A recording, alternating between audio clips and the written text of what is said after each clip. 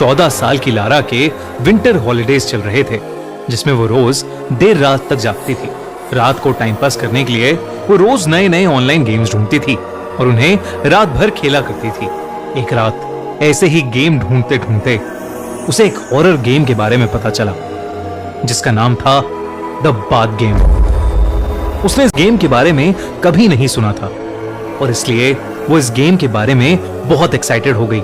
उस गेम के rules bold letters में लिखे थे और उसके नीचे ये भी लिखा था कि एक गेम खत्म किए बिना अगर कोई प्लेयर छोड़ देता है तो उसे दारुमा सान नाम की एक बुरी आत्मा जिंदगी भर हॉन्ट करती रहेगी।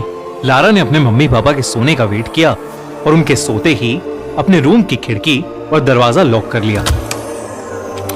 गेम के फर्स्ट स्टेप के अकॉर्डिंग उसने अपने कपड़े उतारे और वॉशरूम में जाकर अपने बाथ टब को भरने लगी। उसने सारी लाइट्स बंद कर दी और अपनी आंखें बंद करके टैप की तरफ मुंह करके बाथटब के अंदर बैठ गई। गेम का दूसरा स्टेप था कि एक जापानीज मंत्र को बार बार रिपीट करते हुए अपने बाल धोना और लारा वही करने लगी। उस मंत्र को बोलते बोलते उसने अपने बाल धोना खत्म कर लिया और उसे वहां बंद आंखों में ना तो कोई आवाज सुनाई दी और ना ही बाथरूम में किसी की प्रेजेंस फील हुई। लारा ने द बाथ गेम को बकवास समझा और वो अपनी आंखें खोलने ही वाली थी कि तभी उसे बाथरूम में किसी के चलने की आवाज आई। वो आवाज एकदम तेज हो गई। तभी वहां सफेद फटे हुए मैले कपड़ों में एक औरत उसके सामने आ गई। वो एकदम से बाथटब के अंदर गिर गई, जिसकी वजह से उसकी दाईं तरफ की आंख एक जंक लगे हुए टैप पर लगकर बाहर निकल आई और लटकने लगी। उसकी आंख से ढेर सारा खून निकलने लगा और वो पूरे बाथटब में फैल गया। लारा इन आवाजों से सहम सी गई। वो आंखें खोलने का सोच ही रही थी, पर तभी उसे गेम के रूल्स याद आ गए और उसने उस औरत से पूछा, Why did you fall in the bathtub? यानी तुम बाथटब में क्यों गिर गई? ये कहते ही लारा गेम के अकॉर्डिंग बाथटब से निकलकर बिना मुड़े बाथरूम के बाहर निकल आई। उसे इस बात का विश्वास ही नहीं हो रहा था कि उसे दारुमा सान की प्रेजेंस सच में फील हुई है। वो डर के मारे एकदम सुन्न पड़ गई। उसका उस वक्त मन कर रहा था कि वो अपने घर से भागकर कहीं दूर चली जाए, पर अगर वो गेम के आगे के स्टेप्स फॉलो नहीं करती तो दारुमा सान उसको हमेशा हॉन्ट करती रहती। तो वो रूल्स के अकॉर्डिंग अपने बिस्तर में जाके सो गई। उसे पूरी रात ऐसा लगता रहा जैसे उसे कोई देख रहा है। बहुत मुश्किल से वो कुछ घंटों के लिए उस औरत के बारे में ना सोच के सो पाई। अगली सुबह थोड़ी सी नींद मिलने पर लारा का दिमाग रिफ्रेश हो गया और वो अपने नॉर्मल रूटीन पर लग गई। वो वॉशरूम गई, उसने खाना खाया, पर जैसे जैसे वो एक जगह से दूसरी जगह जाती गई उसे अपने पीछे किसी के होने का एहसास होने लगा था। पर वो जब भी पीछे मुड़कर देखती तो वहां कोई नहीं होता था। उस दोपहर लारा की मॉम उसको शॉपिंग के लिए सुपरमार्केट ले गई। लारा को अब भी लग रहा था कि दारुमा सान उसका पीछा कर रही है और लारा को लगा कि वो घर के बाहर निकलने के बाद दारुमा सान से शायद सेफ हो जाएगी, पर पूरे रास्ते उसे वैसा ही लगता रहा जैसे कि कोई उसको फॉलो कर रहा है और उसको घूर रहा है। सुपरमार्केट में शॉपिंग करते हुए उसकी मॉम दूसरी रो में सीरियल्स लेने चली गई।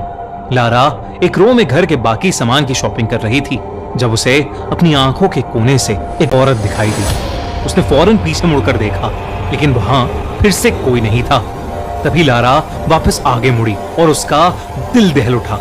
उसने अपने हाथ में सामान की जगह दारुमा सान का कटा हुआ सर पकड़ा हुआ था। वो अचानक चिल्ला पड़ी और तभी उसकी मॉम ने उसे बिलिंग काउंटर पर आने के लिए आवाज लगाई। लारा ने जब फिर से देखा तो सब नॉर्मल था। उसके हाथ में नॉर्मल ग्रोसरी का ही सामान था। लारा बहुत घबरा चुकी थी, लेकिन उसने अपना मन शांत किया और बिलिंग काउंटर पर चली गई। बिलिंग के वक्त उसकी मॉम पेमेंट कर रही थी और लारा अपनी मॉम को सामान दे रही थी। तभी उसे कोने में खड़ी वही औरत दारुमा सान दिखाई दी। उसकी एक आंख की जगह अब एक छेद था। इससे पहले लारा कुछ कर पाती, वो औरत उसके बहुत ज्यादा करीब आ गई। तभी लारा को गेम का एक रूल याद आया और उसने तोरामे ये शब्द चिल्लाया और सुपरमार्केट के बाहर भाग गई। उसकी मॉम बिलिंग छोड़कर उसके पीछे भागी और लारा से उसके ऐसे बिहेवियर की वजह पूछने लगी। पर लारा, जो अब डर के मारे कांप रही थी, अपनी मॉम को कोई जवाब ही नहीं दे पाई। उसकी मॉम ने उसे जल्दी से गाड़ी में बिठाया और उसे घर ले गई।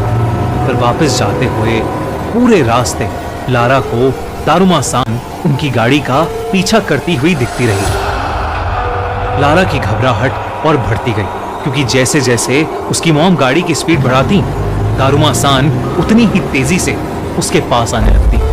वो लोग जैसे ही घर पहुंचे, वैसे ही रोती हुई लारा चिल्लाने लगी, तो रामे, तो रामे, और वो गाड़ी से भागकर घर के अंदर चली गई। लारा को अब डर के मारे फीवर चढ़ने लगा था और वो पूरे घर में दारुमा सान से बचते हुए तो रामे चिल्लाकर अलग अलग कमरे में जाकर छुपने लगी। जो एक हॉरर गेम की तरह स्टार्ट हुआ था, अब वो लारा के लिए उसकी जिंदगी का सबसे डरावना एक्सपीरियंस बन गया था। लारा ने डिसाइड किया कि अब वो दारुमा सान को फेस करने के लिए आखिरी स्टेप के हिसाब से कांटे बोलकर एक एक्शन करेगी, जिससे ये गेम एंड हो जाएगी। लेकिन अब लारा जब भी दारुमा सान को फेस करके कांटे बोलने के लिए मुड़ती, तो दारुमा सान वहां से गायब हो जाती। लारा का सर अब डर से फटने लगा था और उसके पेरेंट्स से उसका यह पागलपन नहीं देखा जा रहा था। उन्होंने उसे नींद की दवाई दी और उसे बिस्तर पर लिटा दिया और उसके कमरे से वो तब तक नहीं गए जब तक वो सो नहीं गई। लारा की जब आंख खुली तो वो अपने बाथटब में थी। उसे अचानक लगा कि कोई उसे जकड़ रहा है, और जब उसने पीछे देखा तो दारुमा सान ने अपने हाथों से उसे पकड़ रखा था और वो जोरों से हंस रही थी। लारा ने गेम को खत्म करने के लिए कांटे चिल्लाया। गेम के रूल्स के अकॉर्डिंग दारुमा सान की आत्मा वहां से गायब हो जानी चाहिए थी, लेकिन दारुमा सान और जोरों से हंसने लगी।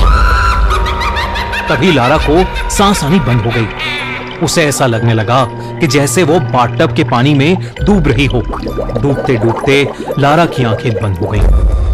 जब उसकी आंखें फिर से खुली तो वो अपनी मॉम के पास अपने बेडरूम में ही थी और पसीने से पूरी गीली थी। तभी लारा की नजर घड़ी पर पड़ी, जिसमें 12:30 AM हो गए थे। मतलब अगला दिन शुरू हो गया था और लारा गेम टाइम पर एंड करने में फेल हो गई थी। लारा ये देखकर घबराहट के मारे रोने लगी और उसने अपनी मम्मी को जोर से गले लगा लिया। उस दिन के बाद से लारा को हर रात एक सपना आने लगा, जिसमें दारुमा सान उसे उसी के बाथटब में पानी में डुबाकर मार रही होती है। और फिर एक दिन खबर आई कि लारा की मौत हो गई है और उसकी लाश उसी के बाथटब में तैरती हुई मिली। बात गेम के बारे में सबको तब पता चला जब लारा की मॉम ने उसकी डायरी देखी। लारा ने उसमें सब कुछ लिखा हुआ था।